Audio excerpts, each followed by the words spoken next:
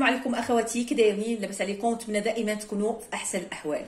اليوم جبت لكم مشروب سحري لتقويه جهاز المناعه. الناس اللي تتبقى تعطس بزاف، السعال، اللي عنده الم في الصدر، ضيق في التنفس، ارتفاع درجه الحراره، الم في الراس، اللي تيحس بشي وحده من هاد الاعراض اللي ذكرت لكم دابا. هاد الوصفه خطيره هائله وتتصلح لجميع افراد العائله، سواء الكبار سواء الصغار، كل شيء يقدر يشرب منها.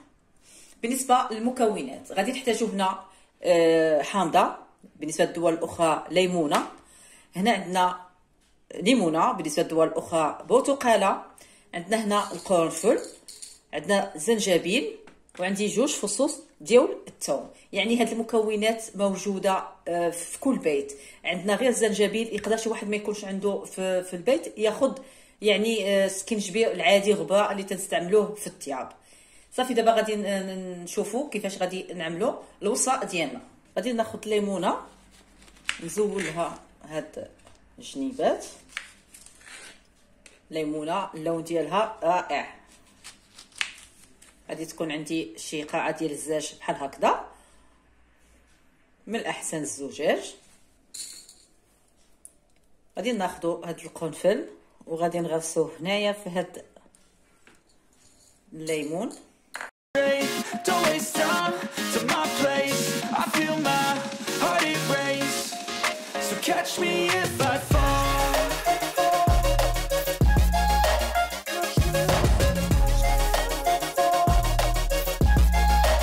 نفس الشيء بالنسبه لهذه. ديال البنات كيف تشوفوا ساليت عملت هذاك القرنفل كله في الليمونه. القرنفل مفيد جدا جدا للناس اللي عندهم مشاكل في الجهاز التنفسي. نعملوه هكا في قطعه. غادي ناخذ الليمون حامض، يعني نزول لي الجوانب.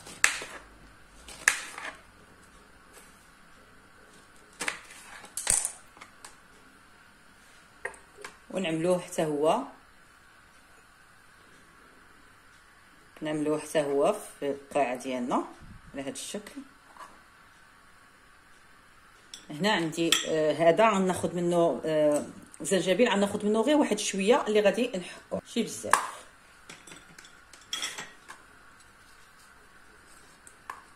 الا كان هذا اللي طبيعي تجي الوصفه رائعه. المهم حتى هذاك تيعوض، ولكن الطبيعي احسن. صافي غادي نحكو مباشره هنا.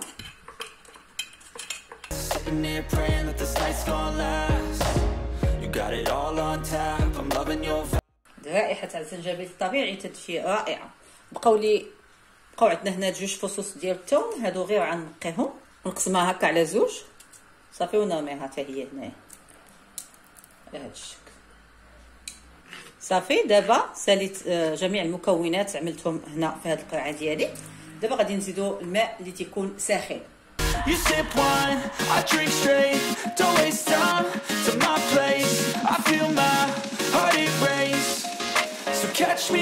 صافي دابا غادي نسد القريعه ديالي وغادي نخليها ساعتين حتى يتجانس جميع هاد العناصر اللي عملنا، تجانس مع هذاك الماء.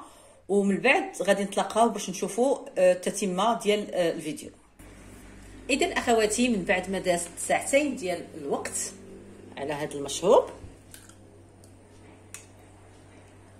غادي ناخذوا دابا شي كوب اللي غادي نشربوا فيه. وهذا خاصو يبقى دافئ، يعني نشربوه هو دافئ. كناخذ شي صفايه على هذا الشكل وغادي نصفي.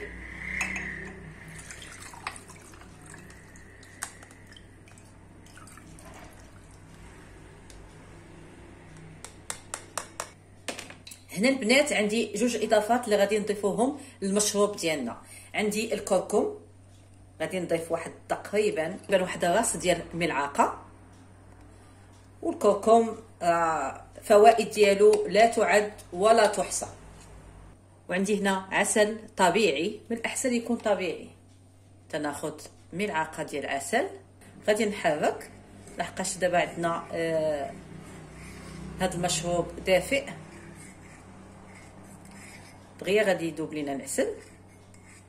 صافي البنات كيف تشوفوا هذا هو المشروب ديالنا، تاخذوه دائما دافئ، ومن الاحسن تبغوا تدخلوا الفراش ديالكم تعطوه لوليداتكم اللي تيحس بالعطس، بالسعال، الم في الصدر، ضيق في التنفس، ارتفاع درجه الحراره، الم في الراس. هذا مشروب سحري، نتمنى انكم تجربوه وتبارطاجيوه مع الاحباب والاصدقاء باش تعم الفائده.